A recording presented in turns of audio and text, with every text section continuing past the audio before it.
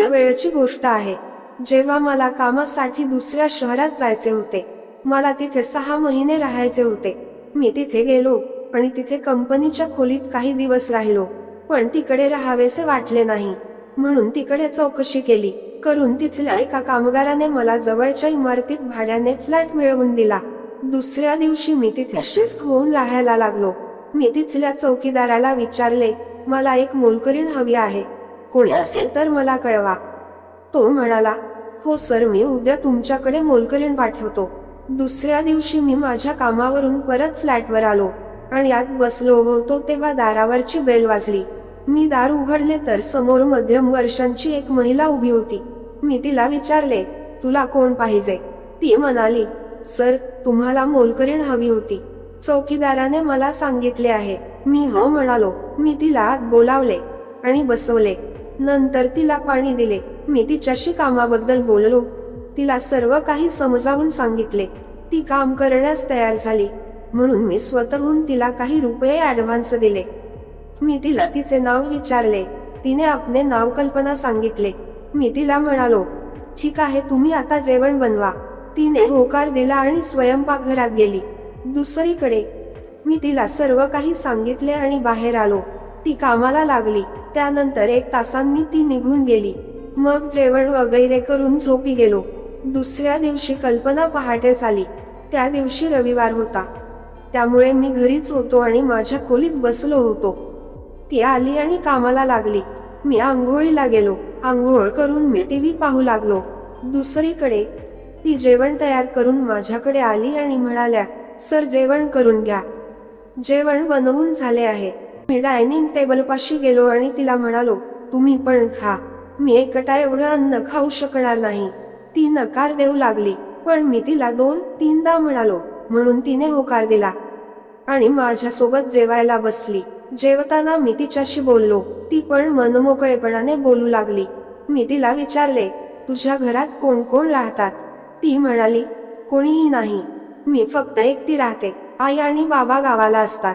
वर्षातून 1-2 दिवसांतच येतात आणि माझ्या पतीचे 6 वर्षांपूर्वी निधन झाले.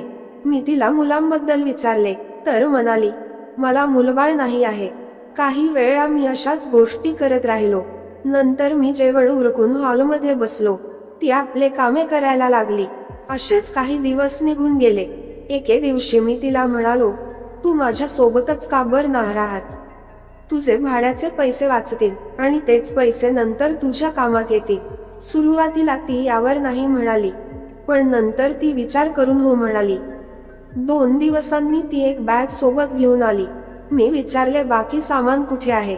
तर म्हणाली, गावाला पाठवले आहे. इथे त्याची आवश्यकता नव्हती, म्हणून गावाला पाठवले. मी म्हणालो, बर केलं गावाला पाठवलं. मी तिला माझ्याकडली एक रिकामी खोली दिली. आता ती माझ्या फ्लॅटमध्ये राहू लागली. सकाळपासूनच तिने संपूर्ण घराची साफसफाई करणे, स्वयंपाक करणे इत्यादी कामे अत्यंत कुशलतेने करू लागली. आता आम्ही सोबत असल्यामुळे बोलण पण वाढले होते आणि मी तिची मस्करीही करत होतो. अशा प्रकारे आमची जवळीकता वाढू लागली. कधी कधी माझी नजर तिच्याकडे पडायची आणि 1-2दा तिला पण ते समजले होते. आता आम्हाला सोबत राहून जवळपास 1 महिना झाला होता. दिवस तिच्या खोलीत माझे काही वरती सामान होते. ते पाहायला गेलो तर मला काही तिचे कागद दिसले. ते कल्पनाचे होते. त्यावरून माहीत झाले की तिचा 2 दिवसांनी वाढदिवस आहे आता. मी याबद्दल तिला काही सांगितले नाही आणि तिने पण मला सांगितले नाही. त्या दिवशी मी कामावरून परत येताना मी तिच्यासाठी एक साडी आणली होती आणि एक छान केक विकत घेतला आणि घरी आलो. मी घरात गेलो तर कल्पना कुठेतरी बाहेर गेली होती. तोपर्यंत मी सर्व काही सेट केले. काही वेळाने ती घरी आली. हे सगळं बघून ती खूप खुश झाली आणि म्हणाली, तुम्ही हे सगळं का करत आहात? मी तिला साडी दिली आणि म्हणालो, हे घे, आज तुझ्या वाढदिवसाची भेट आहे. तिने विचारलं, तुम्हाला कस माहिती? मी मस्कीने म्हणालो, मला सर्व माहित राहते. तर ती हसली. मी म्हणालो, जा आणि ती साडी परिधान कर. तिने आनंदाने नेसली. साडीत ती खूप सुंदर दिसत होती. माझ्यासमोर तिने बोलून आनंद व्यक्त केला. मी तिला केक कापायला सांगितला. तिने केक कापला. मी केकचा एक तुकडा उचलला आणि तिला खायला दिला. आणि वाढदिवसाच्या शुभेच्छा दिल्या. तिने पण मला केक खाऊ घातला.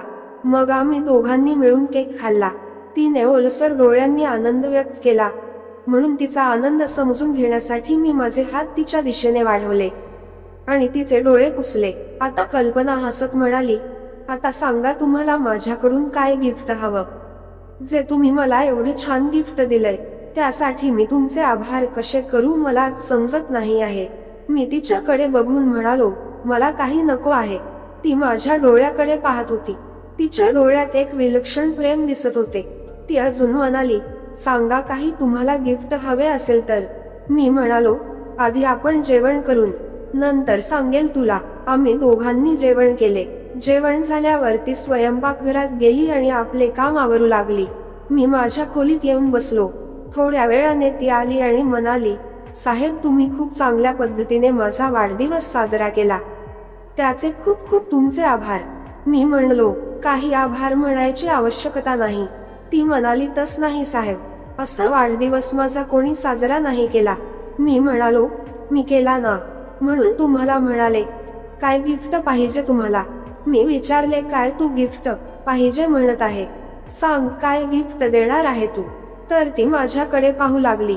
मला तर तिच्या डोळ्यात बघून समजले होते काय हवं आहे तिला, कारण तिचा चेहरा सांगत होता, पण ती सांगू शकत नव्हती. आणि ती माझ्या जवळ येऊन बोलत होती. याआधी ती अशी आली नव्हती. माझ्या मनात नको ते विचार येत होते आणि आता मला पण कुठपर्यंत सहन होणार होते. आता मी पण जवळ. ती तर आता एकदम आनंदाने फुलून गेली होती आणि जणू तिला याच वेळेची आतुरता असावी असे दिसत होते. मला पण या गोष्टी मिळाल्या नव्हत्या, त्यामुळे आता मला पण या गोष्टी हव्या हव्या अशा वाटू लागल्या.